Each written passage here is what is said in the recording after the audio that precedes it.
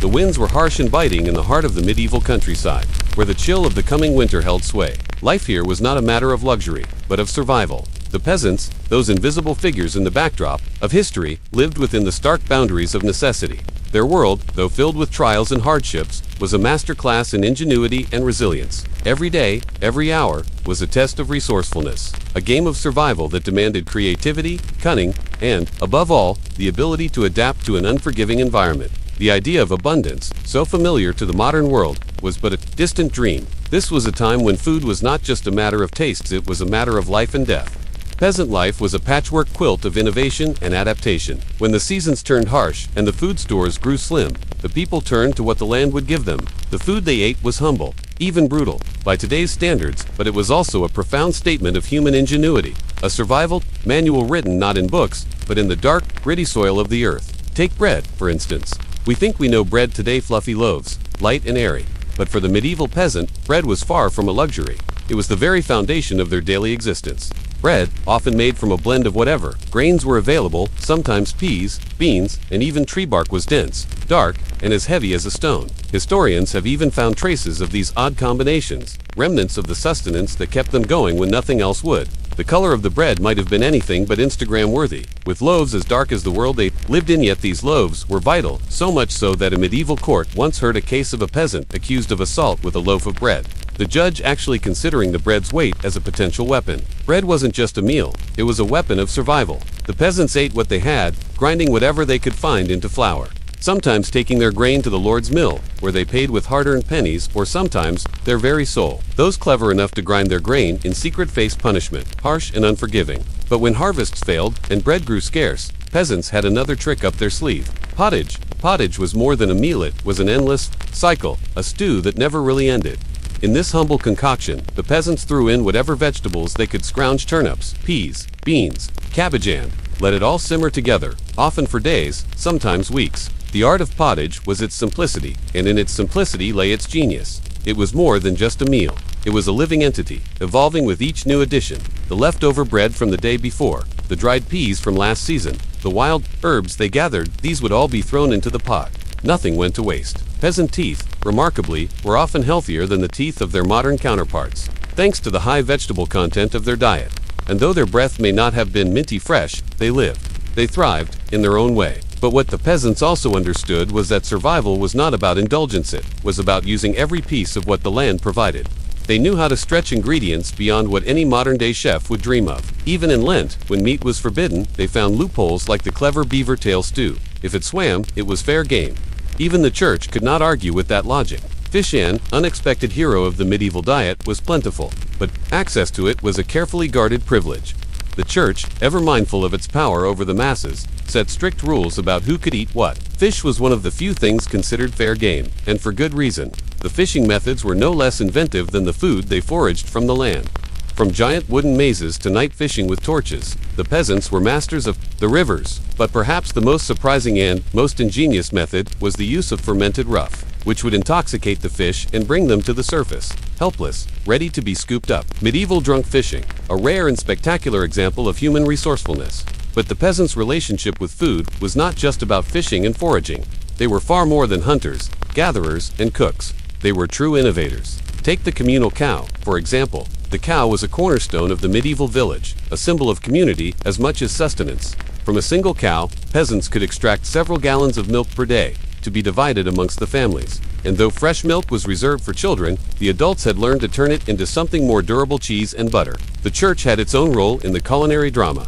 During Lent, butter was banned in some regions, but peasants soon found a loophole. Butter wasn't food, it was medicine, a clever, albeit divine, defense. Yet even when they had to follow the church's edicts, the peasants turned necessity into art. Cheese, for instance, was aged in abandoned mines, where the temperature remained constant, preserving it in ways that modern technology could scarcely replicate. But even cheese had its own little controversies. The church, forever hovering over the lives of the peasants, decreed that butter should not be eaten during certain periods. And so, the peasants fought back, using everything from clever logic to divine favor to ensure their survival. Every morsel of food was a small rebellion, every meal an act of defiance against a world that was often indifferent to their suffering. And then there was the ale. Oh, the ale.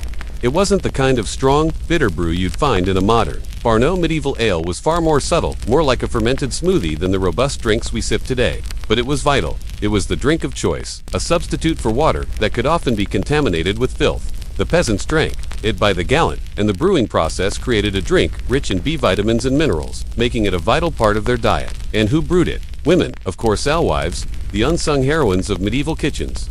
These women weren't just brewing alcohol, they were creating a vital part of the diet that kept their communities going. As you look closer at these small, seemingly insignificant details of peasant life, you begin to see the ingenuity and resilience of a people who were left behind in the annals of history. The medieval peasant may have been oppressed, their lives dictated by the whims of lords and kings, but they were far from powerless.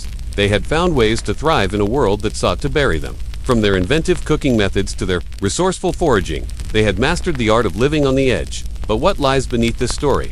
What secrets are still buried in the scraps of bread, the bones of fish, and the forgotten herbs of the fields? What knowledge, what forgotten wisdom do these peasants possess that we have long since forgotten? These are the questions we must ask. For in the very simplicity of their lives, we may find answers to mysteries that have been lost to time. The story of medieval survival, as tough and resourceful as it was, began to unfold in unexpected ways. The secrets of the peasants weren't confined merely to food and daily sustenance. Their world was one of innovation, but also of knowledge that ran deeper than most realize. They may have lived at the mercy of the powerful and the rich, but they were also custodians of ancient wisdom, hidden beneath the surface of their daily lives. The medieval world was a time of stark contradictions. The peasants lived in the shadow of aristocracy, under the heavy hand of the church, yet within the confines of their small villages. They were gatekeepers of a different kind of knowledge. This knowledge wasn't recorded in the books of the monks or passed down in courtly fashion. It was knowledge etched into the earth, passed down through generations, and carried in the hands of those who worked with it. Take the plants, for example. We often think of medieval peasants as illiterate, primitive beings, scrambling to make do with whatever nature provided. But in reality, they were some of the most skilled herbalists of their time. In their hands, the very earth beneath their feet held the power to heal and harm. The countryside wasn't just a wild place, it was a vast, natural pharmacy, brimming with the potential for cures, potions, and remedies. We can trace this wisdom back to medieval medical texts, some of which have survived to this day. The peasants, in their humble huts, often had no choice but to rely on their knowledge of the natural world for their health and well-being. And they were experts. Wild garlic, for instance, was used to treat infections, while mint helped settle an upset stomach. This wasn't just herbal folklore. It was practical, lived knowledge passed from mother to daughter, from grandmother to granddaughter, knowledge that has only recently started to be validated by modern science. The sheer diversity of the plants they used is remarkable. Archaeological studies of medieval dental remains have uncovered traces of over 40 different wild plants in their diets. These were not just foraged randomly. Each plant had a purpose. Each herb had a role to play in the delicate balance of peasant life. Berries, which today are a fast food snack for the affluent, were the peasants' version of a quick, nutrient-packed meal. In fact, blackberries were so common that they were used as geographical markers in court records. The murder occurred near the old blackberry bush. A strange detail, but one that speaks to the ubiquity of the wild food they relied upon. Mushrooms, though, were the ultimate gamble. To the modern eye, mushrooms are a delicacy, but to the medieval peasant, they were a potential death sentence. Without the scientific knowledge we have today, foraging for mushrooms was a high-stakes game of survival. Yet, somehow, they had found a way to test the safety of mushrooms before consuming them. By placing a silver spoon in the cooking pot, they could detect poison if the spoon turned black. The mushrooms were no good. Primitive, yes, but effective in its own way. And then there were the nuts. Hazelnuts in particular were a staple of the medieval diet. Digs of medieval homes have uncovered massive piles of hazelnut shells, suggesting that a single family could eat as much as 40 pounds of these nuts in a year. These were the medieval equivalent of protein bars, portable and nutritious, gathered from the wild forests that lay just beyond the villages. Yet, it wasn't just the food and the plants that were the peasants' domain. The forests themselves, those vast, dark, and mysterious places that loomed on the edges of medieval society, held another secret. To the lords, the forest was a kingdom of privileges, sacred space where only they were allowed to hunt. To hunt a deer, or a boar, was to be part of the nobility. But for the peasants, the forest was a place of rebellion. The forest was where they went to forage, to gather, to survive it. Yes, to hunt. Under the forest laws imposed by William the Conqueror, any deer that wandered into a peasant's vegetable garden was off limits, and touching it could cost a hand. The nobles had their royal hunting grounds, where only they had the right to take game. But the peasants, those clever, desperate survivors, found their own ways. Rabbits, for instance, were not protected, so they would create elaborate traps. But when times were truly dire, they would hunt small game hedgehogs, squirrels, even the marrow from the bones of larger animals. Nothing went to waste. The ingenuity of the peasants was as boundless as the forests themselves. But these acts of defiance came at a cost. Poaching was not only illegal, it was punishable by severe consequences: fines, imprisonment, or even execution. Yet the peasants, ever resourceful, knew how to turn this to their advantage. Some would deliberately get caught poaching, knowing that the punishment often meant a warm bed and meals through the winter months. In a world where food was scarce, this was a kind of twisted survival hack, one that turned the system's punishments into a lifeline. Still, despite all the creative ways they found to survive, medieval peasants were always at the mercy of the seasons. Their lives revolved around the harvest, and when that failed, they were left with little to cling to. The cleverest of them, though, understood that survival wasn't just about what they could grow, catch, or cook. It was about what they could store, preserve, and keep for the lean months. Preserving food was an art form. It was not just a matter of throwing food into jars and hoping for the best. It was a science, passed down from one generation to the next, and it was something the peasants did incredibly well. Take the communal cow again. Not only did they rely on it for milk, but they also used it for butter and cheese, which could be preserved and stored long into the winter. But how? By using cave school dark, abandoned mines where the temperature remained constant, making them perfect for aging cheese. These medieval cheese caves are still in use today, a testament to the practicality and foresight of the peasants. And then there was the matter of storing dairy. With refrigeration a distant dream, the peasants had to find other ways to preserve what they had. The solution was cheese and butter, but even these had their challenges. Some regions of Europe banned butter during Lent, leading to a strange phenomenon called butter letters.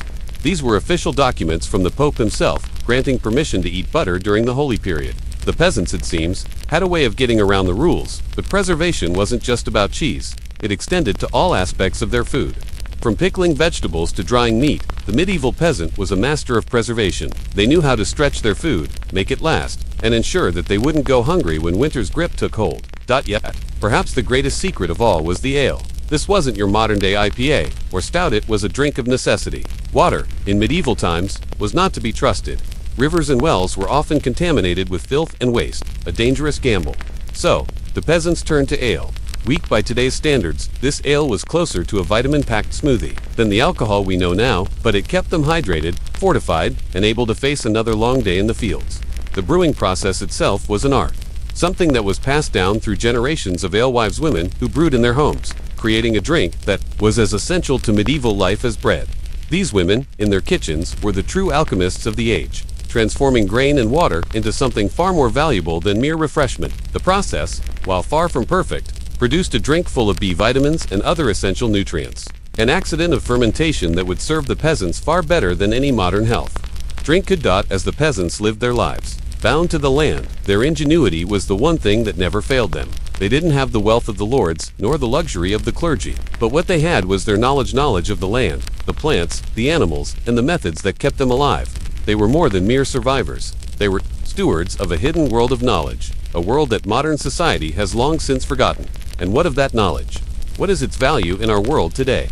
In our rush to move forward, to innovate, to build new technologies, we often forget that there was wisdom in the way of life these peasants led. A wisdom that, in its simplicity, holds truths we have yet to uncover.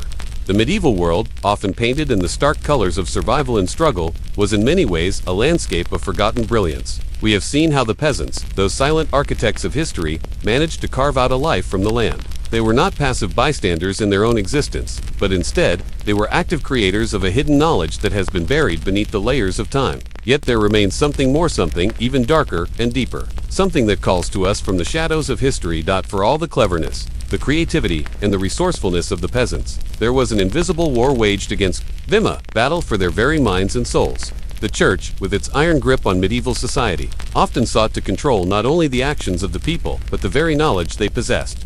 They were custodians of an official narrative that sought to suppress or erase anything that did not align with its worldview. And, in many ways, the peasants found themselves caught in the crossfire of this intellectual war.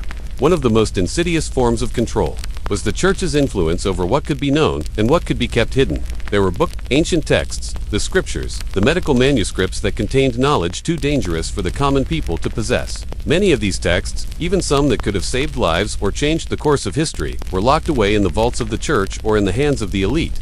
The peasants, for all their resourcefulness, had no access to these hidden treasures. They were left to survive by their wits, their hands, and the ever-present cycle of seasons. Yet, within the secret corners of medieval society, there were those who dared to challenge the dogma. There were whispers of forbidden knowledge texts and scrolls that spoke of the ancients, of civilizations long lost, of secrets buried deep in the earth. Some of these whispers were nothing more than myths, rumors, or the exaggerated stories of wandering scholars, but others were much more real. In the shadows of monasteries, in the darkened recesses of ancient libraries, and in the minds of those who refused to let go of the old ways, there was a quiet rebellion against the sanctioned narrative. The church, ever watchful, would not hesitate to burn a book, erase a memory, or silence a voice that threatened the carefully constructed truth of the time. These were the lost scholars, the outcasts, the ones who sought to preserve the ancient knowledge of the world, knowledge that may have pointed to civilizations far older than Rome, even older than the Egyptians, civilizations whose wisdom could have reshaped the very fabric of medieval society. One such text, buried deep in the annals of history, is the mysterious Book of the Dead, thought to have been written long before the rise of Christianity. This text is said to contain instructions on how to transcend death, how to reach beyond the veil of life into the world of the unknown. For centuries, this book was sought after by powerful figures, including kings, scholars, and the clergy, all of whom believed it held the keys to immortality. Yet it was suppressed, hidden away in the vaults of history, erased from the public eye. The peasants, however, had a different kind of knowledge, one that was grounded in the everyday magic of the earth. While the scholars fought over ancient texts, the peasants understood the rhythms of nature, the way the seasons worked, the way plants could heal, and the way animals communicated with the world. This kind of knowledge was alive, breathing, and constantly evolving. It wasn't something written down in books, it was passed from hand to hand, from heart to heart, over the years. But there was another layer to this hidden world. Beneath the surface of medieval life, beneath the layers of history that had been obscured, there was the possibility of something much more ancient, something that we might today refer to as ancient technologies, or even the remnants of lost civilizations. These were not mere fantasies or speculative myths, they were possibilities. Consider the strange, almost otherworldly artifacts that have been uncovered over the years, mechanical devices that seem far too advanced for their time, intricate instruments whose purpose remains unclear, or structures so precise and so sophisticated that they defy explanation. One of the most striking examples of this comes from the ancient mines and tunnels that run beneath Europe. These underground labyrinths, some stretching for miles, have baffled historians and archaeologists for centuries. How could the medieval peasants, with their limited tools, have constructed such complex systems of tunnels, many of which seem to have been designed with a knowledge of engineering that was far beyond the capabilities of their time? Some researchers have speculated that these tunnels were not merely for mining, but that they had a more esoteric purpose. Could they have been built to house a secret knowledge in ancient technology that the peasants had stumbled upon and sought to protect? These tunnels, many of which are still being uncovered today, might hold the answers to questions we have long since forgotten. And yet, the stories surrounding them remain locked in silence, just as the peasants' own stories were often silenced. And then there are the strange mechanical devices that have been found in medieval excavations, objects that seem to have no clear purpose, objects that appear to be from a time long before their supposed invention. These artifacts, some of which resemble intricate clocks or calculating devices, suggest the presence of a knowledge, possibly even an ancient form of technology that could have been lost to time. Were these objects part of a forgotten scientific revolution, one that was deliberately erased by those in power? Or were they remnants of a civilization far older, whose secrets were hidden away by those who feared their potential? It is in these forgotten places, in these hidden artifacts, that we find the true mystery of medieval history. It is not just the story of survival, of struggle, or of ingenuity. It is the story of a lost knowledge that may never have been fully understood or shared with the world. The peasants were not just laborers, they were the guardians of a hidden world, one that still eludes us today. And so, we are left with questions that may never be answered. What did the peasants know? What secrets did they keep hidden, passed down through the generations? Did they, in their quiet, unassuming lives, hold the key to some forgotten truth, some long-lost knowledge, buried deep beneath the soil and stone of history? As we peer through the cracks of time, we may never fully uncover the answers. But one thing is clear, the story of the medieval peasant is not just a story of survival, it is a story of a deeper, hidden wisdom, one that we are only just beginning to understand. And perhaps, just perhaps, it is a story we are meant to rediscover, not to judge or dismiss, but to learn from, to peel back the layers of history and uncover what was lost, what was hidden, and what still remains. If you enjoyed uncovering these hidden truths, leave a comment, share your thoughts, and subscribe to keep exploring the mysteries of the past.